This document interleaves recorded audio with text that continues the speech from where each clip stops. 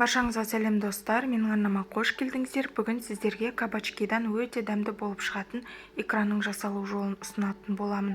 Қыс мезгіліне арнап сақтасаңыз да болады, немесе күнделіктіге қайнатып берсеңіздер де болады. Дәмі сондай керемет. Бұл икраны жасап көргеннен кейін дүкендікін ешқашан алмайтын боласыз. Міндетті түрде менімен бірге жасап көруге кеңес беремін.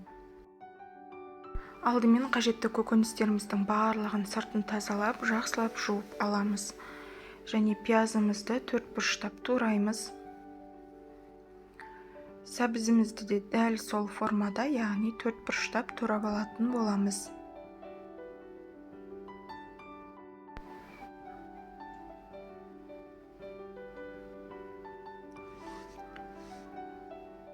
Кабачкеміздің үлкен бөліктерін ортасындағы дәнектерінен ажыратып аламыз.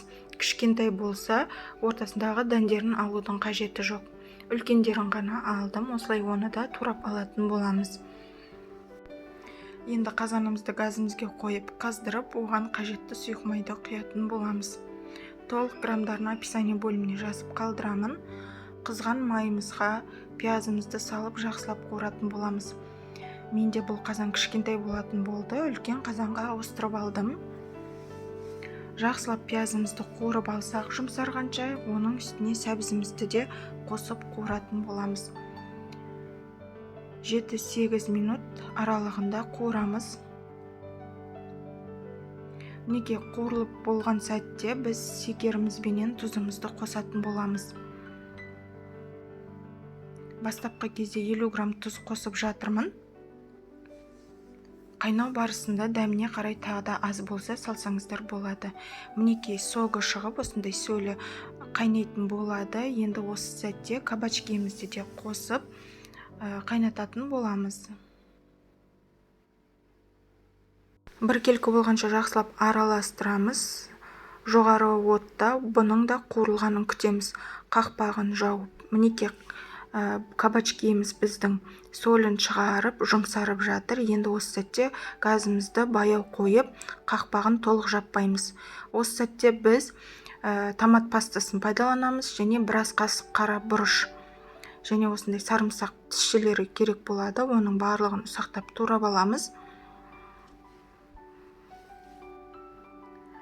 Енді осы қайнап жатырған кабачкемізға, яғни көкөністерімізге сарымсақтарымызды саламыз. Қара бұрышымызды саламыз. Жақсылап араластырып алатын боламыз. Осы екеуін аздап қайнатып аламыз. 5-10 минут шамасында. Содан кейін барып томат пастасын қосамыз. Томат пастасы жаңағы банкының 350 граммдайын салдым. Барлығын салған жоқпын, 1-2 ас қасықтай алып қалдым. Енді жақсылап араластырып, баяу отта піскенше қайнататын боламыз. Қақпағын толықтай жаппайсыздар, тек жартылай ғана жауып, баяу отта қайнатасыз. Дайын болды деген сәтте, жұмсарған сәтте біздің көкөністеріміз банкаларыңызды парлауға қоя берсеңіздер болады. Жақсылап араластырып, тұзын, бұрышын барлығын қарап алыңыздар. Осы сәтте аз болса қосып қайнатып алыңыздар.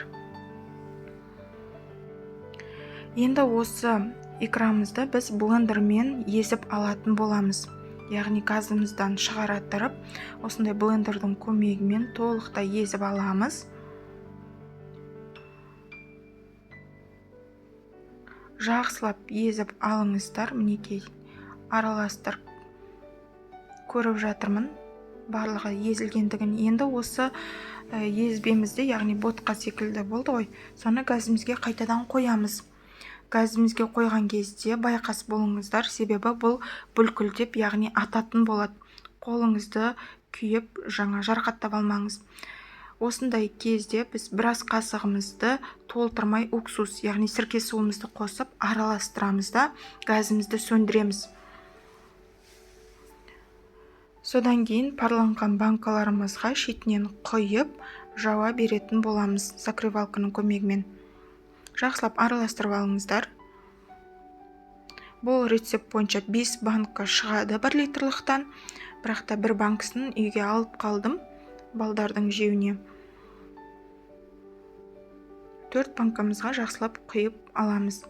Осындай закрывалканың көмегімен жақсылап жауып, жылы көрпеге орап қоятын боламыз. Тексеріп алуды ұмытпаңыздар. Мінекей дайын көрпеге орап суытатын боламыз. Біздің кабачкеміз өте керемет болып шықты. Қыс мезгіліне арнап сақтасаңыздар да болады. Үйде жасап тұтына берсеңіздер де болады. Бір жасағаннан дәмі сондай керемет болып шығады. Жасап көруге кеңес беремін. Сіздермен болған Замира.